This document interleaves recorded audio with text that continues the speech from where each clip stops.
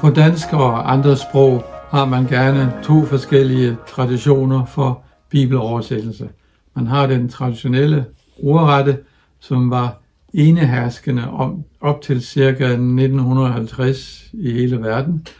Og så har man de nyere sprogvidenskabelige oversættelser, meningsbaserede, som begyndte at komme frem i USA i 50'erne og 60'erne, og som vi så også har fået i Danmark med Bibelen 2020 og Bibelen på hverdagsdansk. De ordrette, de følger grundteksten også rent grammatisk, og det kan gøre dem svære at forstå, mens de meningsbaserede prøver at bryde teksten lidt op for at få meningen frem. Der er et væsentligt teologisk afsnit, som jeg prøver at læse først fra den autoriserede og derefter fra hverdagsdansk.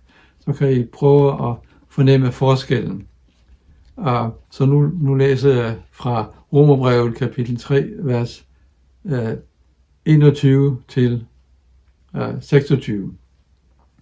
Der står sådan her: Men nu er Guds retfærdighed åbenbart uden lov, bevidnet af loven og profeterne. Guds retfærdighed ved tro på Jesus Kristus for alle, som tror.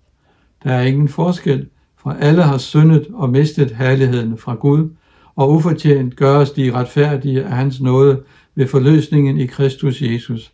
Ham gjorde Gud ved hans blod til et sonoffer ved troen for at vise sin retfærdighed, fordi han havde ladet de tidligere synder ustraffet, dengang han bar over med dem, for i den tid, der nu er inde, at vise sin retfærdighed, så han selv er retfærdig og gør den retfærdig, som tror på Jesus. Den er lidt svær at følge med i, dels fordi den har nogle lange sætninger, og dels fordi nogle af bindeordene simpelthen er forkert oversat fra græsk. Så prøver jeg at læse det samme afsnit fra Bibelen på hverdagsdansk. Gud har nu åbenbart en ny måde, hvorpå vi kan blive accepteret af ham, og den er allerede omtalt i Toraen og de profetiske bøger. Det sker ikke ved at overholde den jødiske lov, men ved at tro på Jesus Kristus, og det gælder alle mennesker, uanset deres baggrund. Alle har jo svigtet og lever ikke op til Guds ideal. Men vi bliver erklæret skyldfri på grund af Guds nåde. Det er en gave til os. Gaven består i, at Jesus Kristus påtog sig den straf, vi skulle have haft.